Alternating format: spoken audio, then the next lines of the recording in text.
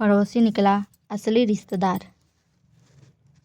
शर्मा परिवार शहर के पुराने मोहल्ले में पिछले 30 साल से रह रहा था। घर के सामने एक छोटा सा पार्क था और बगल में एक पुराना सुनसान मकान।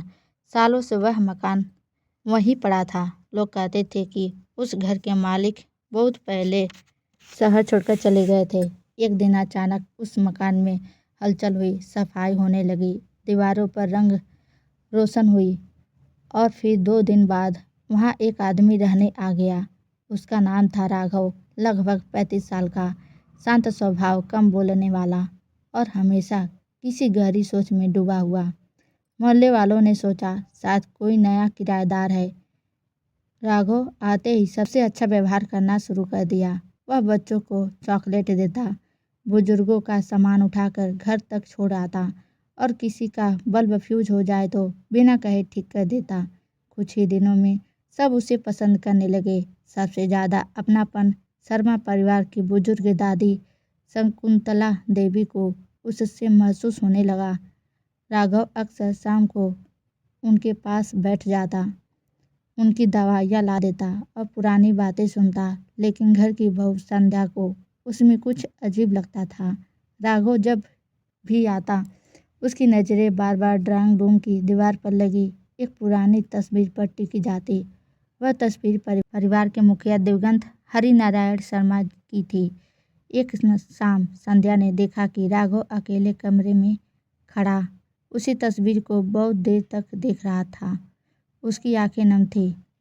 कुछ चाहिए आपको? संध्या ने पूछा। राघव चौंक गया। उस रात संध्या ने अपने पति आदित्य से बात की।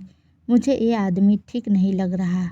वह हमारे घर की हर चीज़ को ऐसे देखता है जैसे पहले से जानता हो। आदित्य ने बात को हल्के में लिया। नया है, मोहल्ले में समय लगेगा, लेकिन कुछ दिनों में कई अजीब बातें होने लगी। राघव को घर के ऐसे कोने के बारे में पता था जिनके बारे में बाहर वालों को नहीं पता हो सकता था। एक दिन दादी की तबीयत बिगड़ी तो उसने सीधे कहा, दादी की पुरानी दवा ऊपर वाली अलमारी के दाएं कोने में रखी होगी। संध्या और आदित्य दोनों चौंक गए। दवा सचमुच वहीं थी। तुम्हें कैसे पता? आदित्य ने पूछा। राघव कुछ पल चुप रहा, फिर मुस्कुराकर बोला, अंदाज़ा लगाया। लेकिन यह सिर्फ अंदाज़ा नहीं था। अब संध्या का शक गहरा हो चुका था। उसने एक दिन चुपचाप राघव के घर के बाहर नज़र रखी। रात करीब 11:30 बजे उसने देखा कि राघव अपने घर के स्टोर रूम में गया और फर्श के नीचे बने एक छोटे से खांचे से कुछ कागज़ निकालने लगा। संध्या ने अगले दिन आदित्य को सब बताया। आदित्य पहले तो हंसा, लेकिन जब उसने भी राघव को कई बार घर के बारे में ऐसी बातें कहते सुना तो सिर्फ परिवार के लोग जानते थे, तो वह भी परेशान हो गया।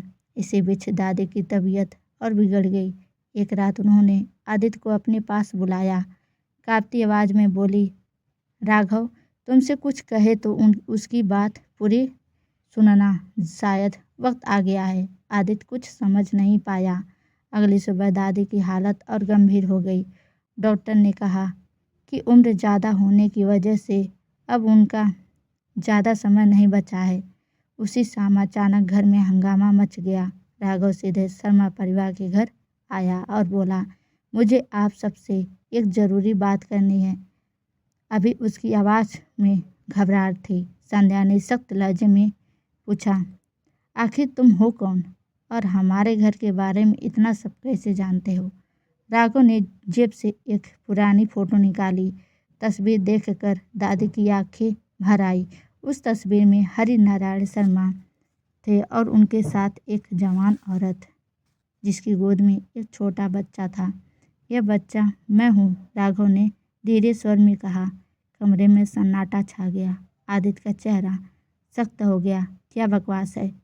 यह राघव ने कांपते हाथों से एक पुराना लिफाफा निकाला। उसमें जन्म प्रमाण पत्र, अस्पताल के कागज और एक पत्र था। पत्र हरिनारायण शर्मा के हाथ का लिखा हुआ था। पत्र में लिखा हुआ था कि करीब 35 साल पहले हरिनारायण का एक महिला मीरा से संबंध था। मीरा गर्भवती हुई, लेकिन उस समय हरिनारायण शादीशुदा थे और समाज के डर से उन्होंने उस बच्चे को अपना नाम देने की हिम्मत नहीं की। कुछ पैसों का इंतजाम करके उन्होंने मीरा को दूसरे शहर भेज दिया, लेकिन कहानी यहीं खत्म नहीं हुई। पत्र के अगले हिस्से ने सबको हिला दिया। मीरा की मौत राघव के 10 साल का होने पर एक सड़क हादसे में हो गई थी। मरने से पहले उसने राघव को यह सच बता दिया था कि उसका असली पिता कौन है। साथ ही ये भी कहा कि वह शर्मा परिवार से नफरत ना करे, क्योंकि गलती एक आदमी की थी, पूरे परिवार की नहीं। राघव वर्षों तक अपने पिता की पहचान से लड़ता रहा। उसने कई बार शर्मा परिवार से मिलने का सोचा, लेकिन हर बार रुक गया। फिर 6 महीने पहले उसे हरिनारायण शर्मा के पुराने वकील से यह लिफाफा मिला।